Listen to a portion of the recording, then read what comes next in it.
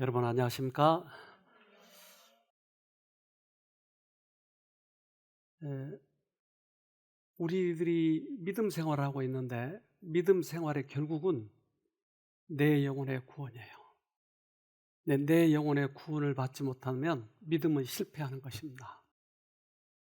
그저께 뉴스를 보는데 이런 뉴스가 나왔더라고요.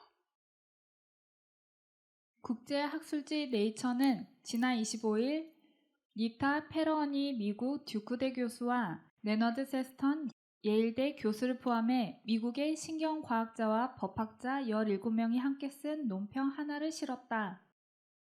불의의 사고로 순식간에 세상을 떠날 때 사람은 자신의 죽음을 인지할까?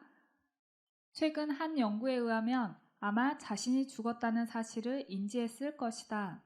지난 11일 온라인 미디어 리틀띵스는 놀라운 연구를 소개했다. 불의의 사고로 숨졌는데 이제 그 사람이 사고로 병원으로 들어왔기 때문에 병원에서 이제 MRI로 찍고 그러는 사이에 죽은 거예요. 그런데 그 뇌가 계속 움직이고 있었다고 하는 거예요. 죽은 다음에. 과연 이건 뭘까? 사람들은 궁금해했죠. 좀 더 보면요. 파니아 박사와 그의 연구팀은 심정지 환자, 의사, 간호사와 이야기를 나눴고 세상을 떠난 환자들이 사망 판정을 받은 후에도 여전히 뇌는 기능을 한다는 것을 발견했다. 심정지를 겪었던 환자들과 대화를 나눈 후 파니아 박사는 심장 박동이 멈춘 후에도 많은 사람들이 의사와 간호사가 병실에서 나누던 대화를 기억했다는 것을 알아냈다. 이후 환자들은 죽은 것으로 간주됐지만 뇌는 여전히 듣고 있는 정보를 처리했다. 그래서 마지막 죽은 것을 심장 정지로 알아낼까? 아니면 뇌의 움직임의 정지로 판명을 할까? 물론 여러 가지 설이 있겠죠. 저는 이 뉴스를 접하는 순간 우리 뇌가 블랙박스와 같은 역할을 한다는데 숨질 때 되감아가지고 기억을 시켜놓은 거 아닌가. 그래서 블랙박스가 이제 우리들의 삶을 이제 저장을 해서 저장시키는 거 아닌가 이런 생각도 들더라고요. 어쨌든 죽음 다음의 문제는 우리의 한계를 벗어나는 것입니다. 우리의 이해의 한계를 넘어가는 것이죠. 우리 뇌는 이 신의 영역이라고 하는 게 있어요. 그걸 미국 과학자들이 알아냈어요. 그래서 그걸 가스팟이라고 하는데 그는 이 하나님의 음성을 듣는 특별한 장소가 있다고 하는 것이에요. 우리는 죽음 다음의 세계에 대해서 잘 알지 못해요. 그러나 하나님께서는 우리를 만드실 때 다른 동물과 다르게 특별히 우리 인간에게 특별히 주신 기능이 있어요.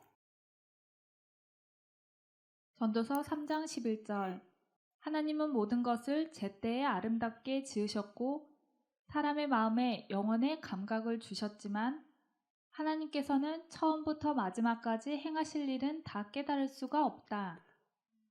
특별히 사람에게는 지금 우리는 7, 80년을 사는데 어쩌면 100세를 사는데 100세 너머의 영원한 것을 알 수 있는 감각을 주셨다. 영원한 것을 사모하는 그런 마음을 주셨다. 동물하고 인간하고 다른 점은 영원한 세계를 알 수 있는 그것을 사모하는 마음을 넣어주셨다고 하는 거예요. 그러니까 이 마음을 내가 갖지 못할 때 우리의 마음은 답답한 거예요. 미래에 대한 관심은 인간의 내부에 깊이 뿌리를 내리고 있다. 시공의 무한성에 관한 이 같은 인식은 이 세상 사물의 덧없는 성질의 불만족스러움을 불러일으킨다. 그래서 사람을 만드실 때 그러한 마음을 넣어놓으셨기 때문에 영원한 것에 항상 우리는 궁금해하고 사모하는 마음을 갖고 있는 것이죠. 돈을 많이 가져도, 명예를 가져도 왜 우리는 때때로 공허한 마음이 있는지, 그것은 이 마음을 하나님께서 넣어주셨기 때문에 그렇다고 하는 것이에요. 제가 어떤 사람 때문에 너무나 화가 나 있어요. 그래서 이 화를 진정시키기 위해서 테이프를 좀 들었어요. 하나님 말씀의 테이프. 그런데 귀는 들리는데 내 속의 귀는 안 듣고 있어요. 그 성질이 나가지고 그것만 생각하고 있는 거예요. 그래서 책을 보려고 책을 보는데 눈은 읽고 있는데 내 속눈은 안 읽혀지고 있는 거예요. 여러분도 그런 경험 해보셨죠? 그러면 내 속에 또 하나의 내가 들어있다고 하는 것이에요. 나의 마음 속에는 또 하나의 나가 들어있는데 그것은 과연 뭘까? 우리는 이 세상에 보이는 삶의 세상 왕국에 살고 있어요. 그런데 보이지 않는 세계가 있다고 하는 것이에요. 이걸 영적 왕국이라고 그러죠. 근데 이 영적 왕국에 대한 사모하는 마음이 우리들에게 있는 거예요.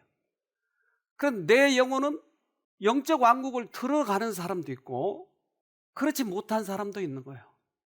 그래서 이 세상 왕국에만 사는 사람들은 항상 이 영적 왕국에 대한 사모하는 마음을 가지고 있다고 하는 것입니다. 그 너머의 것을 우리는 언제나 바라고 만족하기를 원하는 것이죠. 인간은 두 세계와 연결된다. 즉 육체적으로는 세상에, 지성적, 정서적, 심리적으로는 영원한 세상에 연결된다. 죄로 인해 어두워진 의식을 갖고서도 인간은 이 불만족스러운 삶의 좁은 경계선 저 너머에서 삶을 계속해야 한다는 것을 희미하게나마 깨닫고 있는 것 같다. 그래서 우리의 이 영혼의 구조는 그 영원한 것을 사모하고 있기 때문에 이 세상에 다 만족을 할 수가 없다고 하는 것이죠. 두 세계를 우리는 살고 있어요. 근데 이 삶의 우리 이 세상 왕국의 끝은 결국 우리는 영적 왕국으로 들어가지 못하면 그것이 끝나는 것이죠. 많은 철학자들이 이것을 사모한 것이었어요. 특별히 철학자들은 아주 머리가 좋은 사람들이 철학자가 돼요. 그래서 우리의 영적 근육이 발달이 되면 지금은 우리가 보는 현상을 보고 뭔가 파악을 하고 공부도 하고 보는 것 가지고 하지만 보이지 않는 영적 왕국의 것을 우리가 이해하고 그것을 내가 받아들인다고 하는 것은 상당히 그 무한한 그 세계에 대해서 유추하고 상상한다고 하는 것은 굉장한 영적 근육이 필요해요. 우리에게는 그걸 주셨다고 하는 거예요. 동물들에게는 이게 없어요. 그러나 철학자들은 이것을 사모하고 파고 하다가 풀지 못하니까 때때로 자살하곤 하지 않습니까? 각 시대를 통하여 철학자들과 교사들은 영혼의 필요를 만족시키기 위한 학설들을 세상에 제시하여 왔다. 모든 이교 국가에서는 사람들의 눈을 하늘에 계신 아버지의 얼굴로부터 돌아서게 하고 그들에게 축복만을 주신 분에 대하여 두려움으로 가득 차게 하며 그리스도 외에 다른 구속의 방법을 제시하고 있는 위대한 교사들과 종교 제도가 있어 왔다. 그래서 하나님을 뺀 그런 인생론은 철학, 그것은 오히려 무신론자로 끌고 가버려요. 오히려 사람들을 무의미하게 만들어버린 것이죠. 제가 거기에 빠졌으니까요, 과거에. 그래서 군대를 갔다 나와서 제 마음이 얼마나 공허하든지 아무도 나를 위로해 줄 사람도 없고 너무나 곤란에 빠져 있는데 누가 나에게 왜 살아야 되는지 이것을 가르쳐 주지 않는 거예요. 그래서 죽어버릴까? 살아서 뭐해? 사는 게 유익이 뭐야? 그래서 약을 먹고 죽을까? 아니면 기차에 뛰어들까? 물에 빠져 죽을까? 근데 물에 빠져 죽을래니까 물속에 들어가면서 꼬불꼬불 이게 숨을 차면서 죽는 그게 너무 고통스러울 것 같아서 포기했어요. 죽을 사람이 뭘 그거 걱정하고 있는지. 기차에 뛰어들려니까 너무 아플 것 같아요. 약을 먹으려니까 그 답답함, 약을 먹으면서 죽어가는 그것이 길면 어떡하지? 이런 생각들. 아마 이거 죽는 거 걱정해 본 사람은 저와 유사한 감정을 느꼈을걸요. 근데 마지막에 우리 어머니가 내가 먼저 죽었을 때 우리 어머니의 마음은 어떨까? 터져버렸을 거야. 이 생각 때문에 결국 보류를 했어요. 그런데 저에게 누가 사후세계, 하나님을 믿어봐. 그러면 영생을 살 수 있어. 이런 힌트만 줬어도 제가 그것을 봤을 거예요. 근데 아무도 도와주지 않는 것이에요. 너무 답답했어요. 나는 도움이 필요했고 그것을 예수님 안에서 발견했다. 모든 필요는 채워졌고 나의 영혼의 굶주림도 충족되었다. 성경은 나에게 있어서 그리스도의 계시이다.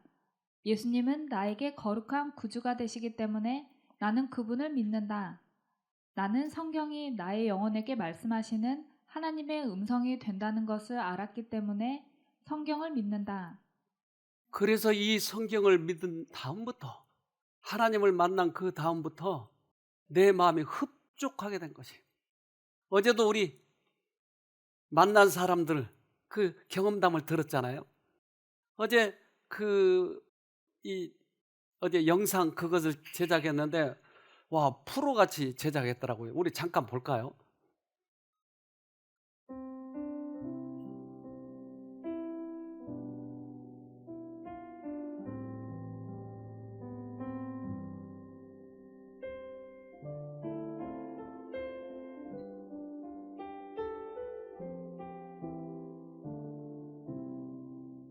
내가 처음 주를 만났을 때 외롭고도 쓸쓸한 모습 말없이 홀로 걸어가신 길은 영광을 다 버린 나그네 정녕 그분이 내 형제 구원했나 나의 각 사람의 얘기를 들어본즉 모두 다 하나님을 만나면서 공허함을 채우더라고요. 거기에서 만족감을 얻더라고요. 그런데 우리 인생은 가장 적절할 때 내 영혼의 필요를 채워줄 수 있는 그분을 만나야 되는데 만나지 못했을 때 우리는 다른 데서 채우려고 하죠. 때때로 마약, 술, 여러 가지 게임 이런 것을 채우려고 하지만 채워지지 않는 것이.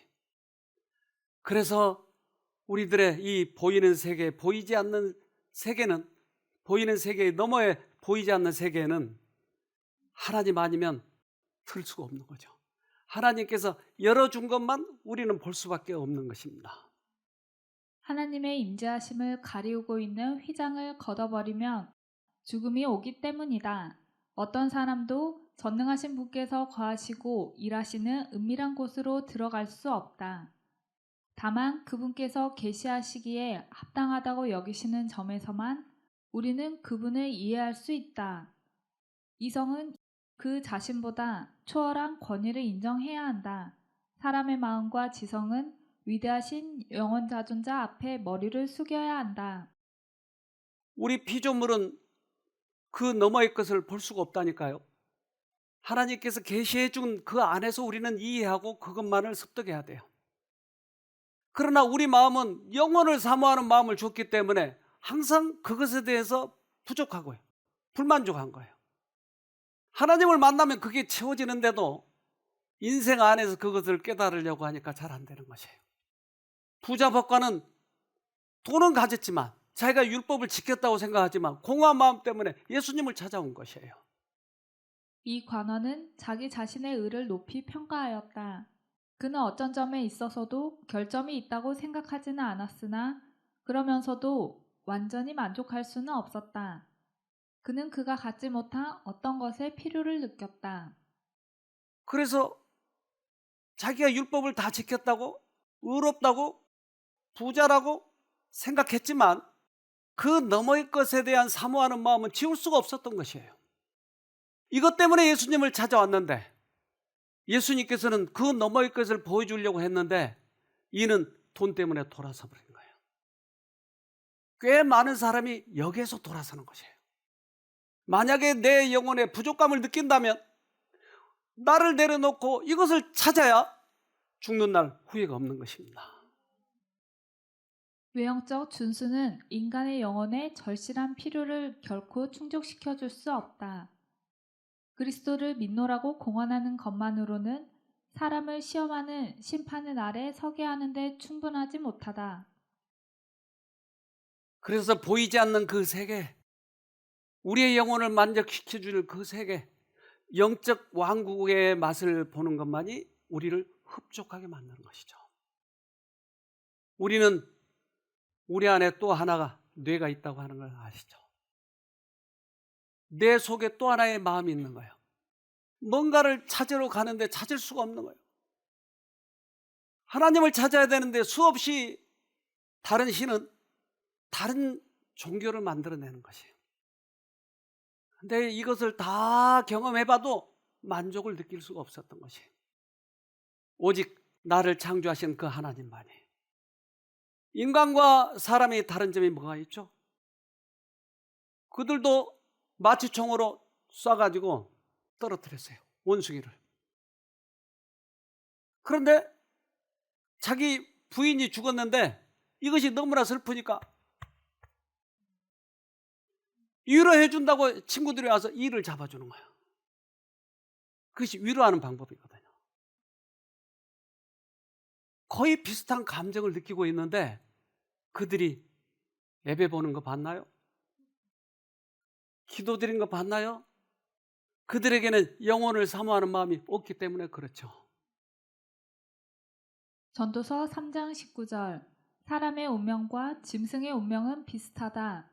사람이 죽는 것처럼 짐승도 죽음으로 사람이나 짐승이나 호흡은 동일하다.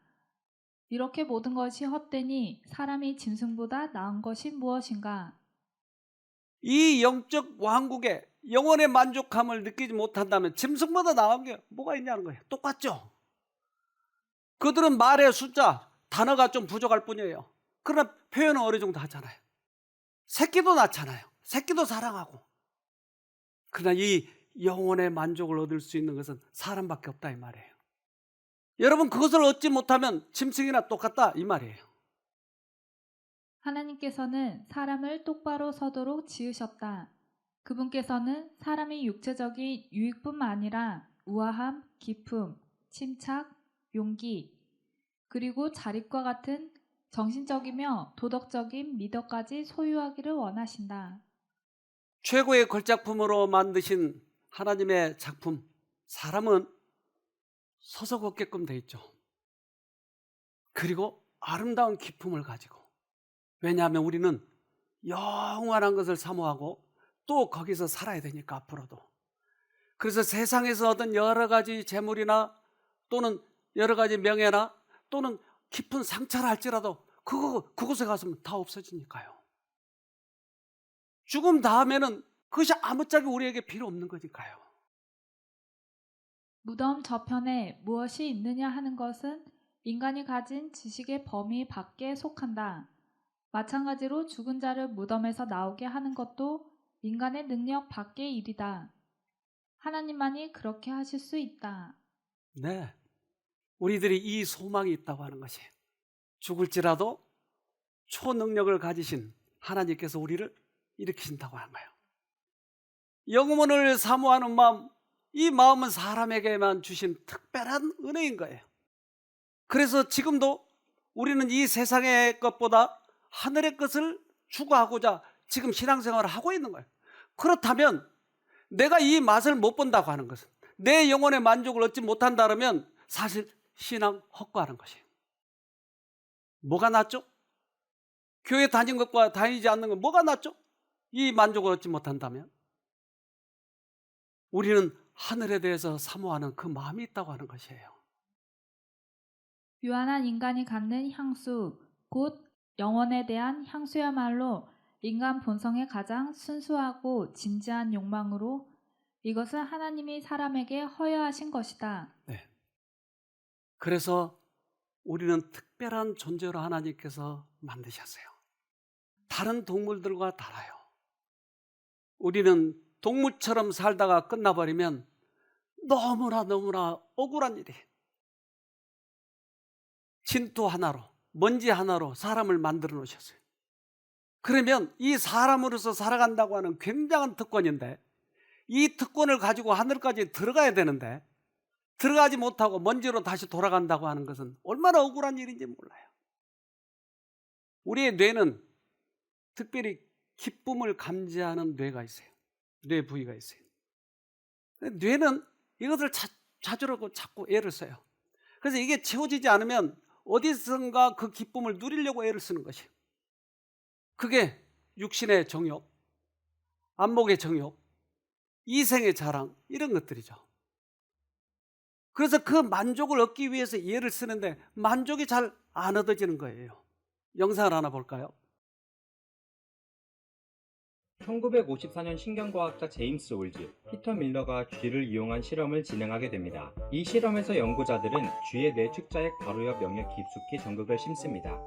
그리고 레버를 하나 설치하여 쥐가 레버를 누르면 전극을 통해 측자액 근처에 약한 전기가 가해지도록 설계를 하였습니다.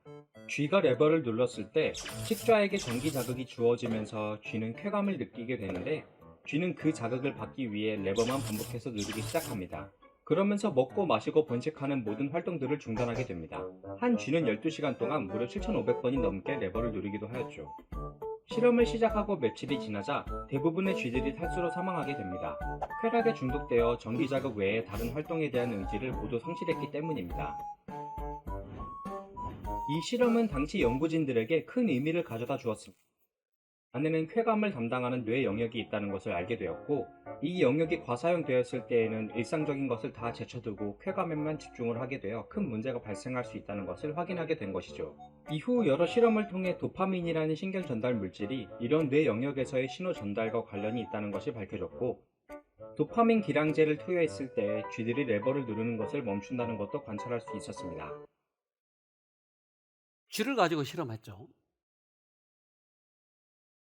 쾌감을 좋아하는 거예요. 우리 인간도 그 기쁨을 누리기를 원하는 거예요.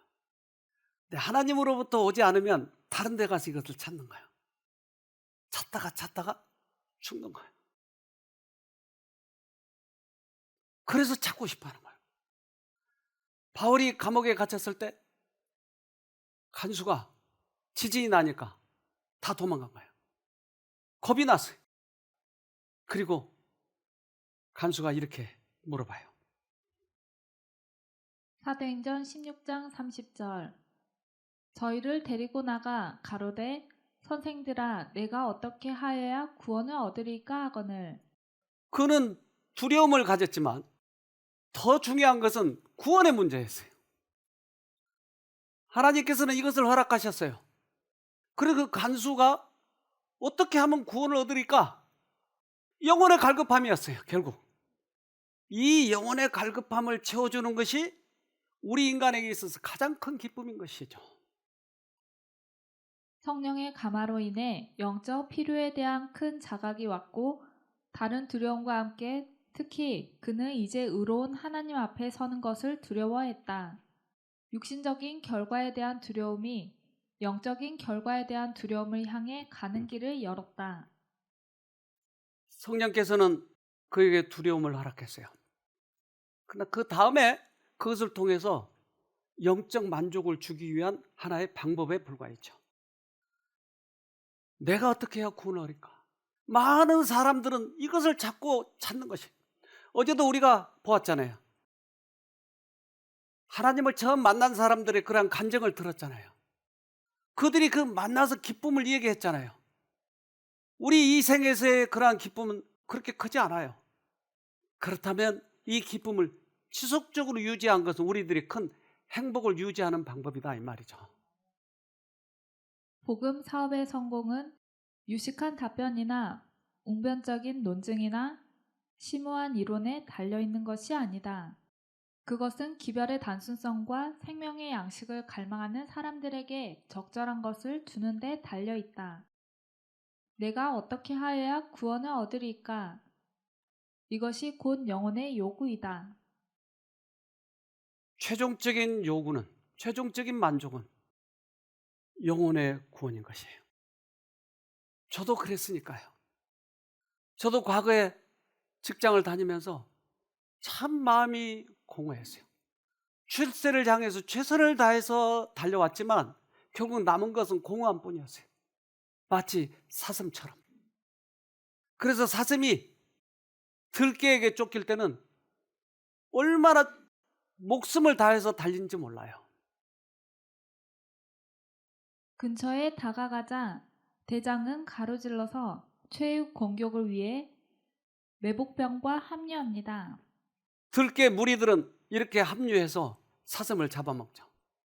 사슴은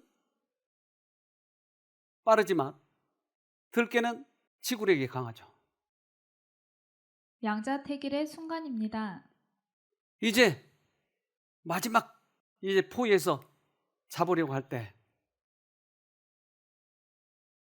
들깨는 지구력이 좋고 임팔라는 속도가 빠릅니다. 그래서 지치면 잡혀먹는 것이에요.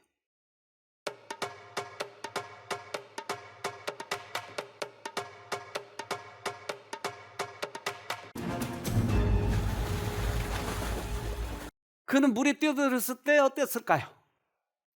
얼마나 기뻤을까요? 생명이 사는 거예요. 우리의 영혼의 갈급함이 바로 이거와 같다고 하는 것이죠.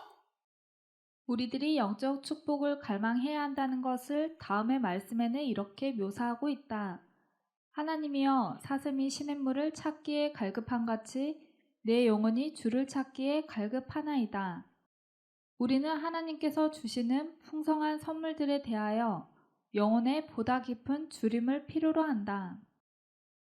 지난번에 한두 달 전에 저에게 누가 전화로 왔어요. 근데 이분이 보지를 못하고 얘기를 하니까 상당히 저는 좀 무뚝뚝하고 퉁명스러운 그런 감을 느꼈어요. 그래서 지금 쉼터에 들어갈 수 없습니까? 그래서 요즘에는 코로나 때문에 검사하고 또 예약을 해가지고 그렇게 들어와야 됩니다. 그럼 만나서 좀 얘기 좀 나눌 수 없나요? 네, 밖에서 나눌 수는 있지요. 그럼 못 들어가요? 네, 못 들어죠. 그래서 전화를 끊더라고요. 근데 한편 마음으로는 안타깝고 한편 마음으로는 좀 필요 없나 보다 이렇게 생각을 했죠. 그런데 지난주에 이번 주죠. 누가 mp3를 이제 주문해가지고 사가지고 차를 타고 가는 그 도중에 내가 보게 된 거예요. 그래서 제가 물어봤어요. 어떻게 오셨나요? 원장님이세요? 맞는데요. 나 이 얘기 좀 나누고 싶소. 전화 그 목소리였어요. 그러세요? 그러면 여기 탁구장 속으로 오십시오. 거기서 얘기 좀 나눕시다. 근데 이분이 자기 과거 얘기를 하는 거예요. 저는요, 몇십 년 동안 교회를 다녔어요. 30년인가? 그런 것 같아요. 30년간. 근데 아들도 교회 다녔고, 또 신학교도 다녔고. 그런데 교회를 여러 군데 다녔는데, 안 들려요, 안 들려. 설교 말씀이 안 들려요. 그래서 누구에게 자기가 그걸 호소했더니, 우리 링크를 걸어주더랍니다. 유튜브 링크를. 유튜브 링크를 보니까 이게 두루두래요. 그러면 이 사람을 직접 찾아가서 좀 들어보자. 왔는데 내가 없으니까 이제 전화를 하는 거예요. 여기 들어오고 싶은데 안 된다고 하는 거예요. 그러니까 이제 퉁명스러운 거지. 이제. 그러면서 한참 이야기하다가 자기 MP3를 좀 들어보겠다는 거예요. 근데 우리 여기 오신 장로님하고 저하고 이제 밖에 수도를 놔야 되는데 물탱크 놓고 뭐 하려면 그 장로님보다 나도 좀 서툴기 때문에 곤란해 가지고 있는데 이분이 그 얘기를 듣더니 그 내가 해주리다. 그러니까 저 물탱크를 그분이 놔주는 거예요. 수도도 놔주고 아주 능숙하게. 근데 그분이 자기만 온 게 아니고 누구 한 사람을 데리고 와가지고 둘이 저렇게 놔주더라고요. 그래서 갈 때 수고비 좀 드리려고 했더니 막 화를 내는 거예요. 그런 거 주면 나 안 온다고 그러고. 영혼의 갈급함이 그게 다른 거예요. 그분이. 귀에 좀 들리고 듣고 싶은데 하나님을 만나고 싶은데 이게 안 되는 거예요. 만나고 싶은데 안 되는 거예요. 가장 중요한 것은 영혼의 만족이에요. 지식이 아니라고요. 내 영혼의 만족을 얻을 수 있는 그곳을 찾는 거예요. 그래서 지난 수도공사를 깨끗이 저분이 끝내놓고 가세요. 예수께서는 영혼의 필요를 아셨다. 허식과 부와 명예는 심령을 만족시킬 수 없다. 누구든지 목마른 자는 내게로 올 것이라. 빈부귀천 누구를 막론하고 다 환영을 받는다. 예수께서는 마음에 무거운 짐진 자를 구원하시고 슬퍼하는 자를 위로하시고 낙담하는 자에게 희망을 주시겠다고 약속하셨다. 따라서 우리들의 영혼의 필요를 채워주는 것보다 더 큰 건 없어요. 침례 요한은 예수님마다 먼저 와서 기별을 외쳤어요. 그리고 회개하라. 천국이 가까웠느니라. 독사의 새끼들아. 부르짖는 거예요. 왜 이렇게 겁을 주면서 했을까요? 말은 좀 곱게 곱게 안 하고. 그런데 대부분 사람들이 하나님을 만나기 위해서는 뭔가 단호한 마음으로 가야 되는데 이 세상에서 배운 게 뭐냐면 처세술이에요. 처세술. 그래서 하나님을 만날 때는 결심하고 단호하게 해야 되는데 세상 비유를 맞추는 것이에요. 그것에 대해서 자르기 위해서 요한은 외친 거예요. 단호하게.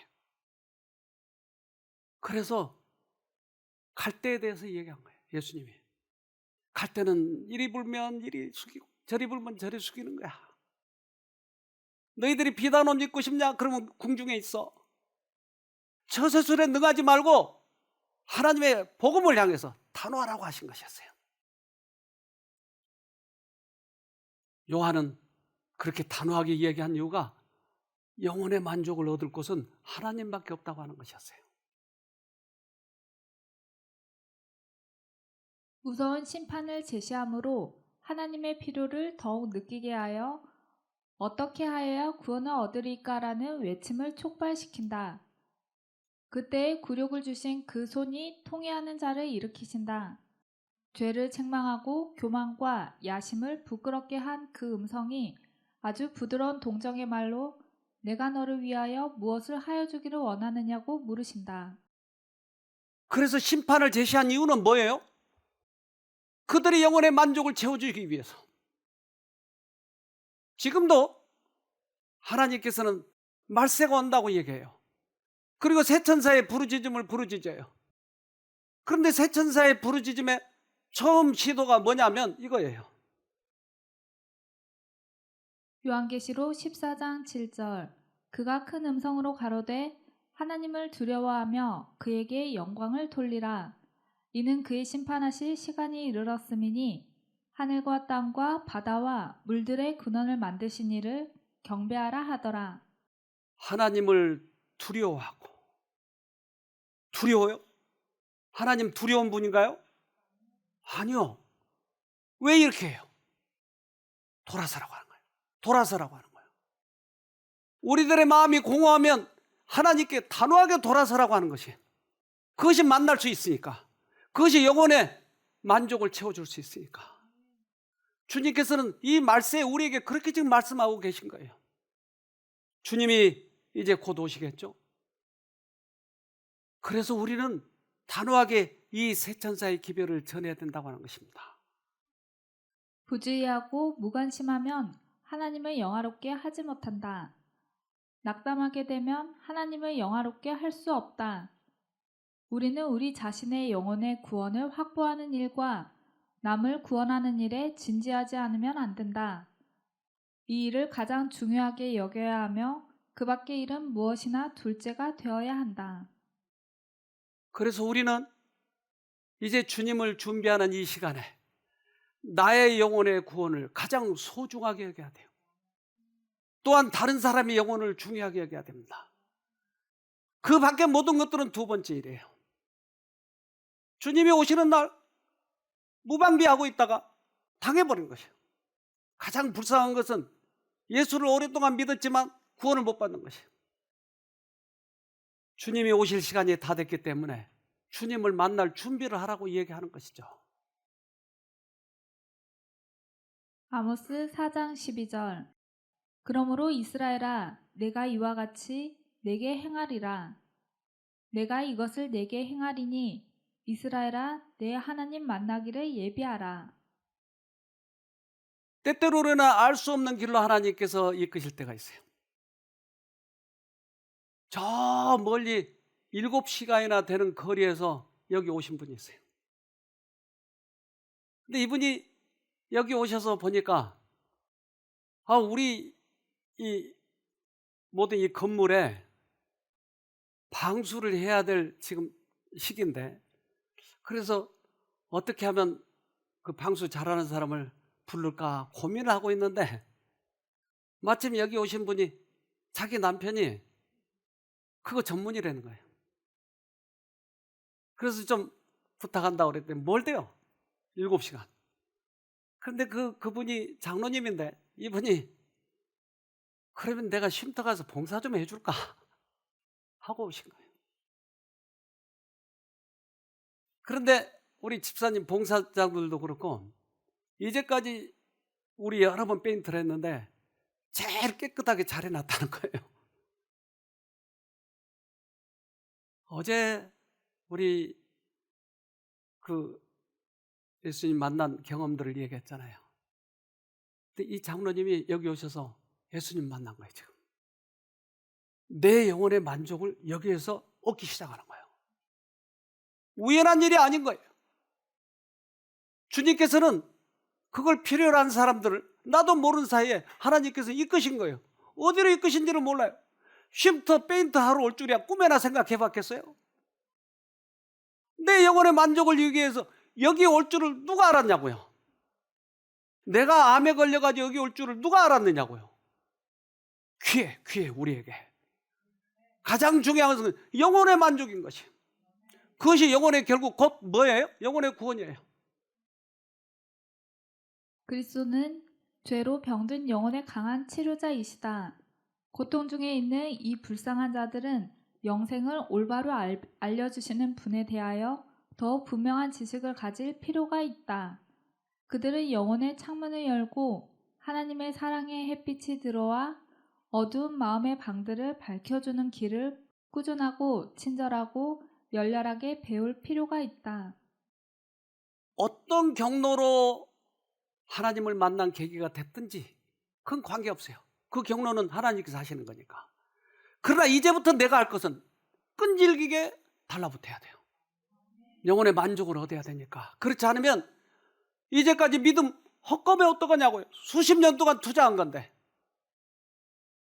인생은 마라톤이에요. 단거리가 아니에요. 이걸 붙잡고 우리는 끝장을 봐야 되는 것이죠. 베드로전서 1장 9절. 믿음의 결국 곧 영혼의 구원을 받음이라. 믿음의 결론은 영혼의 구원인 것이에요. 이거 얻지 못하면 이제까지 믿은 건 말짱 헛거라니까요. 이걸 얻어야 돼요. 내 영혼이 공허했거나 구원을 받을까 못 받을까 이런 거 계속 갈등할 게 아니고 이제는 끝장을 봐야 돼요. 그분 붙잡고 이겨야 되는 것이. 신앙생활의 끝은 바로 영혼의 구원이니까요. 믿음의 결과는 죄에서의 구원이며 마지막 심판 시에 모든 진실한 그리스도인이 받게 될 영원한 기업이다. 회복된 에덴이 모든 구속받은 자에 대한 하나님의 보상이다. 쉼터는 오늘 아침에도 그 얘기를 했어요. 여긴 까마귀도 오고 그저 엘리야에게 먹이를 갖다 준 것처럼 쉼터 이 관리하는 사람이 나가게 되니까 또 누가 와서 농사도 짓고 또 누가 와서 이 호수도 놔주고 페인트도 칠하고 우리가 계획했던 거 아니거든요. 하나님께서는 이 영혼 구원 사업에 이렇게 투자할 때 하나님께서는 그 길을 이끄시더라고요.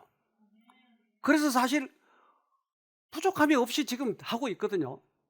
가장 큰 이유는 이 영혼 구원에 대해서 가장 소중하게 여기니까. 우리 과거에 수석 집사님 하셨던 분이 있어요. 이분 고모가 갑자기 정신에 문제가 생긴 거예요. 이분은 꽤 그 사업을 잘하신 분이고 돈도 있고 빌딩도 가지고 계시고 그런 분이에요. 그런데 어느 날 아들이 엄마 뭐 잡술래요? 식당에 가서 나 모르겠다 뭘 먹어야 될지. 큰 사업체의 사장이 자기가 뭘 먹을지도 모르는 거야. 정신에 문제가 생긴 거예요. 이게 몇 년이 흘렀어요. 그래서 서울대학병원에 가가지고 치료를 하지만 치료를 안 된 거예요. 그래서 이 가운데 분인데 왼쪽 분은 잘 아시죠? 네, 자기 남편하고 같이 왔는데 이분이 그 과정을 설명했는데 우리 영상으로 좀 보도록 합시다. 제가 얼마 전까지 사업을 해서는 성공을 했지만 어느 순간 제 몸과 마음에는 무서운 병이 찾아왔습니다. 그 심적 고통이 얼마나 힘들었는지 그것은 지옥가다 같은 생활이었습니다. 밤이면 온갖 상상과 공상으로 잠을 이룰 수가 없었습니다. 남편을 끊임없이 의심하는 증상이 생겼습니다. 사무실에 나가 있어도 남편이 의심스러워 불안했습니다. 남편에 대한 의심을 극복하지 못해서 결국 집안에 CCTV를 설치하였습니다. 그렇게 6년이란 세월이 힘들고 외롭게 지나갔습니다. 신경정신과에서 주는 약을 먹어도 소용이 없었고 점점 증상이 심해져 갔습니다. 그러므로 매사에 의욕이 없고 음식점에서 음식을 먹을 때도 무엇을 먹어야 할지를 선택할 판단력까지 상실하게 되었습니다. 그래서 항상 의지한 곳이 병원이었는데 우리나라 최고의 병원인 서울대학병원에서도 저에게 다가온 마음의 병을 고쳐주지는 못하였습니다. 그리고 발끝에서 머리끝까지 몸이 너무 아프고 괴로워서 죽고 싶은 생각까지 들곤 하였습니다. 죽을 때는 아파트 19층에서 뛰어내릴까? 약을 먹고 죽을까? 지하철에 뛰어들까? 수많은 쓸데없는 고민까지도 하며 하루하루를 힘겹게 버티며 살아갔습니다. 그러다 어느 날 제 조카들이 그렇게 속수무책으로 심신이 죽어가는 저를 새로운 쉼터로 데려갔습니다. 저는 눈도 깜빡이지 않고 열심히 강의에 몰두하였습니다. 평생을 돈벌이에만 몰두해서 인생을 살았고 인생은 돈이 전부가 아니라는 것을 처음으로 깨달았습니다. 눈물이 주체할 수 없이 흘렀습니다. 남편에게도 너무 미안해서 용서를 구하며 통곡하였습니다. 그 많은 시간을 낭비하고 이제야 하나님 믿게 된 것이 후회되었습니다. 원장님과 사모님의 강의를 열심히 듣고 매일 성경 공부하고 영하 15도가 넘는 추운 겨울에도 지팡이를 짚고 산행하였습니다. 더 이상 돈을 쫓아가는 생활을 그만두기 위해 잘되고 있는 사업을 과감히 청산하여 마음에 있는 무거운 짐을 내려놓았습니다. 그리고 하나님 계명대로 살기로 열심히 기도했습니다. 설교가 귀에 들어오면서 마음의 상처가 치유가 되기 시작했고 먹기 싫었던 밥이 맛있어지고 소화가 잘 되며 잠도 편하게 자게 되는 등 그동안 저를 힘들게 했던 모든 증상들이 서서히 회복되면서 암흑같이 어둡기만 했던 마음속에 빛이 비춰지기 시작했습니다. 3개월 만에 완치되어 제 스스로 쉼터를 나가게 됐습니다. 집에 돌아와서 가장 먼저 한 일은 CCTV를 제거한 것이었습니다. 의심병에서 완전히 해방되었기 때문입니다. 그래서 지금은 온 가족이 웃음이 넘치는 화목하고 행복한 가정이 되었습니다. 그래서 이제는 저는 우선이 하나님이에요. 그리고 하루에도 도봉산 등산을 가면서도 옆에서 사람이 듣거나 말거나 테이프를 들으면서 원장님 말씀 맞습니다. 맞습니다. 아멘. 그렇고 말고요. 좋은 걸 봐도 좋은지도 모르고 행복한지도 모르고 살았던 거예요. 쉼터에서 원장님, 사모님 말씀을 듣고 나니까 매사가 행복하고 세상에 그렇게 행복할 수가 없어요. 여러분 분명히들 고치십니다. 그러니까 뭘 만났나 봐요. 과감하게 사업을 그만뒀어요. 이분이. 그리고 하나님을 붙잡은 거예요. 그가 쉼터에 위쉼터에 있었을 때거든요. 근데 그 쉼터에 방이 6개인데 화장실이 하나예요. 근데 저분이 화장실은 급한데 화장실에 들어서 안 나오는 거예요. 그러니까 맨날 문을 빼끔 열고 화장실 내다보는 거예요. 부잣집 아줌마가. 그러면서 남편을 용서하고 남편이 얼마나 기뻐하는지. 영혼의 만족이 없으니까 다른 데서 찾으려고 하다가 못 찾은 거예요. 그러나 결국은 하나님 안에서 찾은 거예요. 그래서 하나님께 돌아왔어요. 그리고 얼마나 행복해 하는지. 거기 화장실이 하나밖에 없기 때문에 원장님 제발 나 같은 사람을 위해서 하나 지읍시다. 자꾸 지읍시다. 저 돈 없어요. 이거 하느라고 다 써서 없어요. 제가 조금 뒷받침할 테니까 지읍시다. 그래서 여기를 친 것이에요.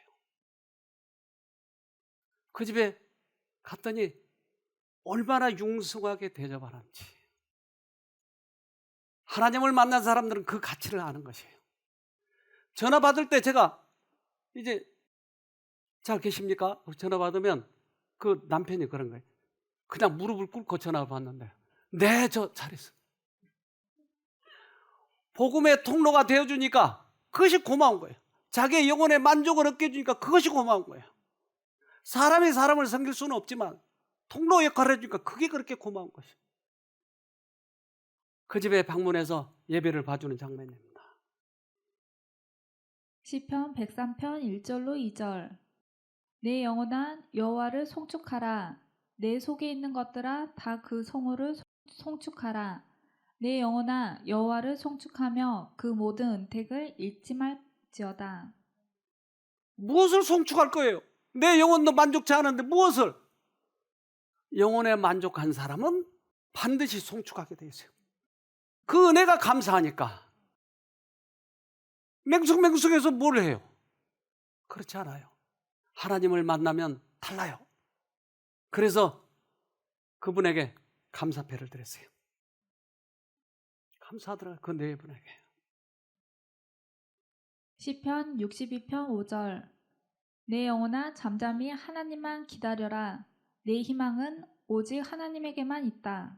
네, 오직 하나님에게만 내 희망이 있는 것이에요. 주님이 오실 날이 다 됐는데도 우리는 세상 형편에 맞춰 사느라고 내 영혼의 만족을 얻지 못하는 것이에요. 이제는 때가 된 거예요. 과감하게 해야 돼요. 그렇지 않으면 우리는 만날 수가 없는 것이에요. 우린 이제 4월 1일부터 또 외국인 프로그램 합니다. 중독 얼마나 불쌍한 영혼들인지 몰라요. 외국인들이 그들이 이것을 알지 못하니까 지금도 그렇게 애를 먹고 있어요. 우리는 이 프로그램 위해서 기도해 주셔야 돼요. 4월 1일 그때서부터 그때 금요일이죠. 저녁 8시에 그때는 볼 겁니다. 또 토요일 8시, 일요일 8시, 월요일 이게 4일 동안 할 거예요. 이 일을 위해서 여러분 기도해 주십시오. 그리고 단호하게 여러분 마음을 먹고 이번에 하나님을 꼭 만나시기를 간절히 바랍니다.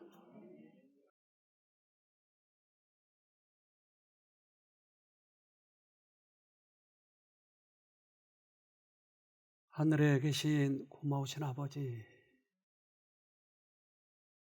우리의 영혼을 귀히 여겨주셔서 가장 적절할 때 주님을 알게 해주셔서 감사합니다. 세상이 어둡고 여러 가지로 위험한 그런 일들이 많이 있지만 우리들을 보호해 주시고 또한 눈을 들어 하늘의 것을 쳐다보게 해주셨으니 더욱 감사합니다. 이 땅에 사는 동안에 가장 최선의 것을 취하길 원합니다. 너무나 오랫동안 방황했던 저희들을 이제는 다시는 과거로 돌아가지 않도록 붙들어 주시고 소중한 내 영혼을 주님께 드릴 수 있도록 도와주시옵소서. 또한 많은 영혼들이 죽어가고 있습니다. 우리를 이 땅에 태어나게 하시고 주님을 알게 하신 것은 그 영혼들을 구원하라고 하신 거 아니겠습니까? 이제 우리를 구원해 주셨듯이 우리도 그 소중한 영혼을 주님께 바칠 수 있도록 도와주시옵소서. 주님을 만나는 것이 얼마나 큰 축복인지 그들은 모르고 있습니다. 사랑의 하나님, 우리를 사용하여 주셔서 그 일을 할 수 있도록 도와주시옵소서. 쉼터를 세워주셔서 많은 영혼들에게 그런 복음을 전하게 해주시니 감사합니다. 좀 더 성실하게 최선을 다해서 주님께 헌신하는 저희가 되도록 도와주시옵소서. 인터넷 교회에 나오신 분들, 그들도 성실하게 주님을 따르고 있습니다. 또한 성실하게 손을 펴서 주님께 드리고 있습니다. 쉼터에도 그러한 분들이 많이 있습니다. 그들의 손 위에 축복해 주시고 하나님께서 인간이 할 수 없는 그러한 일들로 인해서 더 크게 축복받을 수 있도록 도와주시옵소서. 우리 성도님들, 코로나에 걸린 분들 하루빨리 낫게 해주시고 통증이 없게 해주시고 또한 하나님께서 보호해 주셔서 그것을 잘 이겨나갈 수 있도록 도와주시옵소서. 오늘도 우리가 영혼의 구원에 대해서 말씀을 들었습니다. 다시 한번 각오하고 우리의 마음을 세우는 귀한 날이 되도록 우리 모두에게 축복해 주시옵기를 예수님 이름으로 기도합니다. 아멘.